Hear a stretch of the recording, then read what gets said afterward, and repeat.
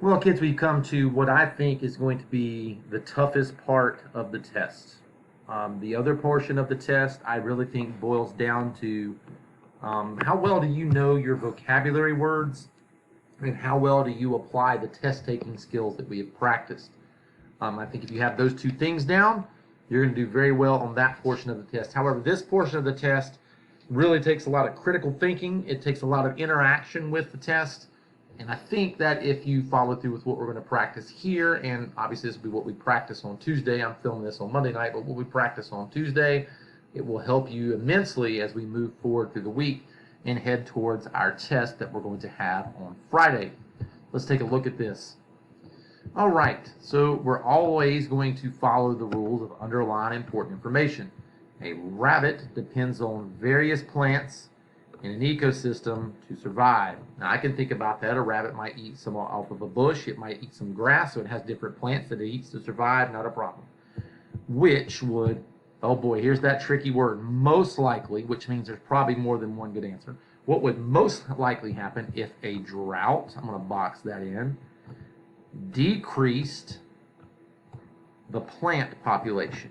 Now you're very fortunate here. It tells you that a drought is decreasing the plant population, but you have to know what the word drought means.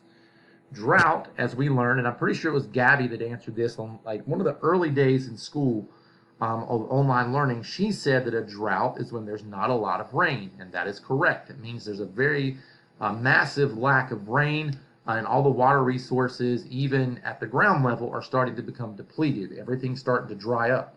When we have droughts, even the lakes and the ponds and creeks start to dry up some, and there's not enough water for all of the creatures around. So we're thinking about an ecosystem where we might have, and again, I'm going to I might have rabbits, and then I might have grass. Okay, so I've got some different kinds of grass, and let's just say maybe bushes. All right, now, if I'm interacting with this, the grass gives energy to the rabbits, the bushes give energy to the rabbits. Now we have to introduce something to this ecosystem. What happens if there's not a lot of water? Well, we immediately start to think of plants. What happens to plants when you don't water them?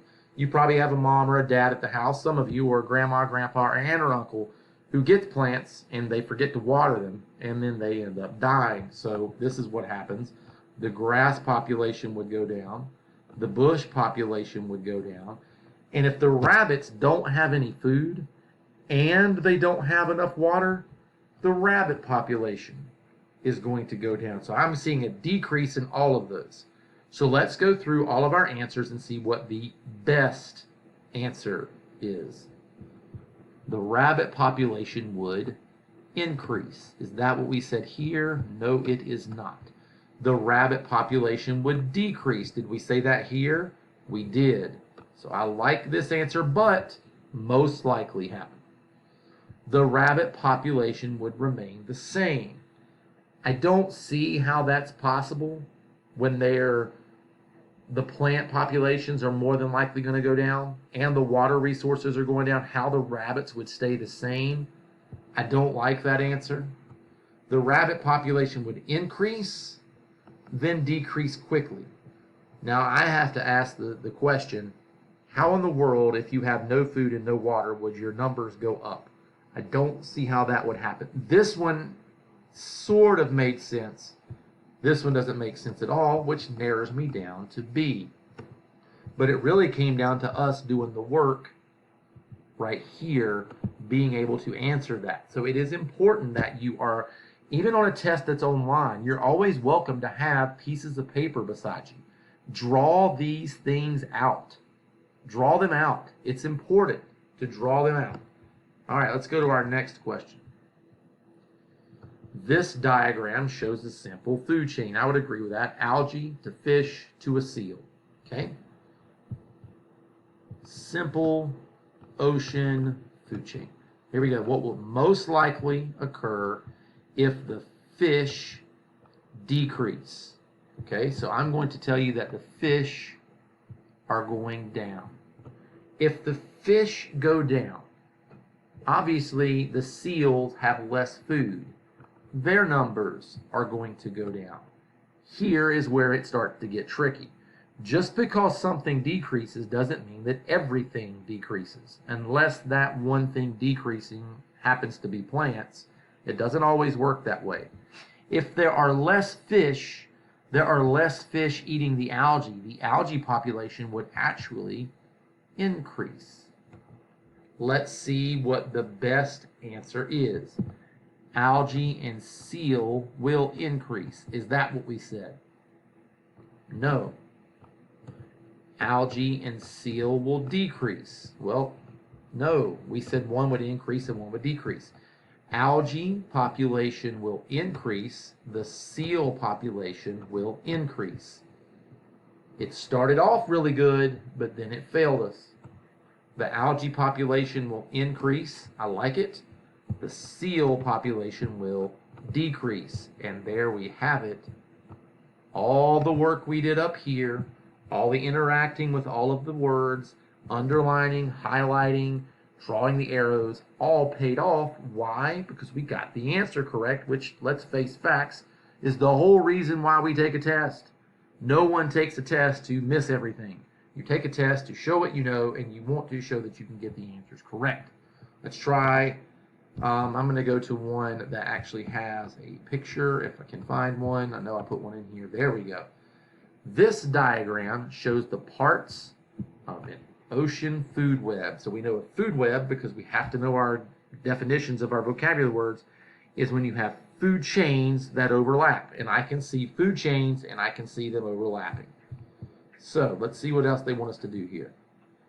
What effect, what change will an increase in sea urchins, so sea urchins go up, most likely have on this food web? Now, if sea urchins go up, that means there is more food for the sea otters. They would increase. If sea urchins go up, look, they are eaten by, they give energy to the parrotfish. That means parrotfish would go up. But sea urchins eat seaweed. So what would happen to seaweed? Their numbers would go down. Let's see if any of these answer choices matches that. A decrease in sea otters. Nope, that is not what we said. A decrease in seaweed. I like this answer because that's exactly what we worked out. There's going to have to be a really, really good answer for that not to be the answer. A decrease in sunlight. Did any of this affect the sun? No, it did not affect the sun. A decrease in parrotfish. And that is not what I said. Our best answer is B. So again, we've gone through yet another practice test, which you have, and you're able to practice them. And we've shown how if we interact with the questions, and we interact with the answers, and we take the time to draw out diagrams, and we take the time to draw out our arrows of increasing and decreasing, these can be easier than they can be hard. Now, I'm still saying these are very difficult questions that take a lot of thought and a lot of work. However, they can be a little bit easier when you take your time, listen to what the question is asking, listen to the facts that it gives you, draw them out, write everything that you know, and most of the time that's going to work out well for you. I go back again to that quiz where I had students averaging 6 seconds per question. I get to see how long you take on quizzes. I get to see how long you work on tests on SchoolNet. It shows me that information. If you are finishing a 25 to 30 question test in SchoolNet in less than 30 minutes, you are spending less than 1 minute per question, and I don't even know that I would actually have time to thoroughly read the question and answer it in that amount of time. These tests are very difficult. Please, please do not take them lightly. They are not as easy as my quizzes. They are not as easy as that Google form that I sent home.